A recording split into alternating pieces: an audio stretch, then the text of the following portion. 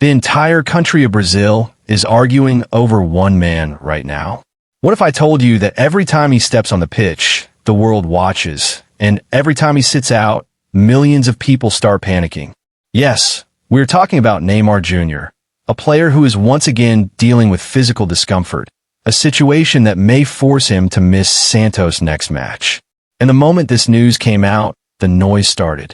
The same people who once screamed that even a 50% fit Neymar must be taken to the 2026 World Cup are suddenly shouting the opposite. The same voices who once said Brazil is incomplete without him are now claiming he should not be in the national team anymore. Isn't it funny how easily people switch sides? One day they worship him, the next day they say he's finished. And honestly, the way some fans change their opinions in minutes, maybe they should apply some ointment for their irritation, because clearly something is itching inside their heads. But enough of that, because today's discussion is not about the noise, not about the contradictions, and certainly not about the haters. Today's discussion is about one thing. Does Brazil need Neymar Jr. in the 2026 World Cup or not? To answer that question, we must stop shouting, stop complaining, and look at facts. Hard facts. Facts that tell us exactly what has happened to Brazil with and without Neymar since the 2022 World Cup. Let's start from the beginning. Since the end of the 2022 World Cup, Brazil has played a total of 33 matches. Neymar Jr. has played in just 4 of them. That means 29 matches Brazil was forced to play without their biggest star, their most creative player, their most dangerous weapon. And what happened in those 29 matches? Absolute disaster. Nothing but frustration. Nothing but disappointment. Out of those 29 matches, Brazil won only 12. They lost 8 and drew 9. Think about that. 29 matches and only 12 wins. A win rate of just 41.3%. Not even 42%. Not even half. For a team like Brazil, a nation built on attacking fire, rhythm, and flair, this is a crisis. A humiliation. A warning. Because if this is how Brazil performs without Neymar, then how can anyone say he's no longer needed? Now, let's look at the other side. The 4 matches Neymar played after the 2022 World Cup. In those 4 matches, Brazil won 2, drew 1, and lost 1. That means a 50% win rate. Already much better. But numbers alone don't tell the full story. Let's go deeper. Neymar's first match after the 2022 World Cup was against Bolivia. What did he do?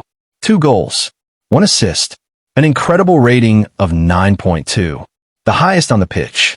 And if anyone doubts that rating, well, they can check the stats themselves.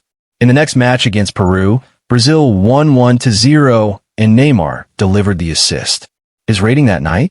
8.2.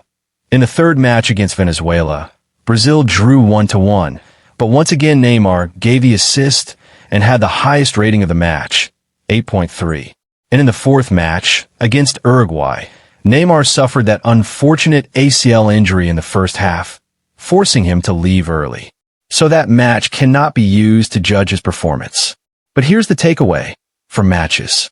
2 goals, 3 assists, direct contribution in 5 goals in just 4 appearances. Tell me, can any other Brazilian player show this kind of consistency? Show me another player who can contribute directly to 5 goals in 4 national team games. You won't find one. Not a single one. Some people will try to bring up Endrick, or Rodrigo, or Vini Jr., or even the rising star Estevao. Yes, they are talented. Yes, they have a huge future. But can they replace Neymar's role?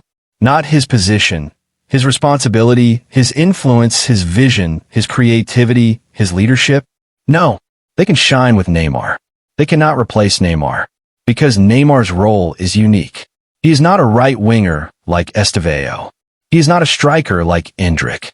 He is not even the same type of left winger as Vinicius Jr. Neymar operates in the pocket, in the channels, in the half spaces, where Brazil struggles the most without him. He is the one who links midfield to attack. He is the one who slows the game when needed, speeds it up when required, and sees passes nobody else can even imagine. And if you remove that from Brazil's system, the entire structure collapses, which is exactly what we have seen since the 2022 World Cup. People say Neymar is injury-prone. Yes, he is. No one can deny that. Since 2017, he has suffered injuries that kept him out for 100 days, 120 days, 180 days, sometimes more. But every single time he came back. He didn't cry. He didn't quit. He came back stronger. And after coming back, what did he do? Score goals. Create assists. Carry Brazil on his shoulders. It is because of this consistency that Neymar is now Brazil's all-time top scorer and all-time top assist provider. Think about this. He missed hundreds of days due to injuries, yet still managed to break the most important records in Brazilian national team history. If that does not prove his importance, what does? If that does not silence his critics, what will? Now let's talk about his performance for Santos. Some people say he isn't playing well there. Really? If he wasn't playing well, explain his last goal. Explain why in the previous match, where he didn't even score or assist, his rating was still 8.2. How does a player get a rating that high without scoring or assisting? The answer is simple. He created chances, dribbled past defenders, influenced the game, controlled the tempo, and kept Santos alive. But the problem is not Neymar. The problem is the teammates around him. They cannot understand his movement. They cannot read his 1-2s. They cannot finish the chances he creates. When Neymar gives a lofted pass and the teammate fails to control it, whose stats drop? Neymar's. When Neymar creates a golden chance and the forward wastes it, whose assist is lost? Neymar's. So people who judge him only by goals and assists without watching the game are missing the whole picture. In the Brazilian national team, things are different. There, his teammates actually understand his footballing intelligence. They know when to run, when to drop, when to give the ball back, when to move into space. And that is why Neymar's Brazil career is far brighter, far more successful, and far more impactful than many of his club seasons. You cannot deny this. You cannot argue against this.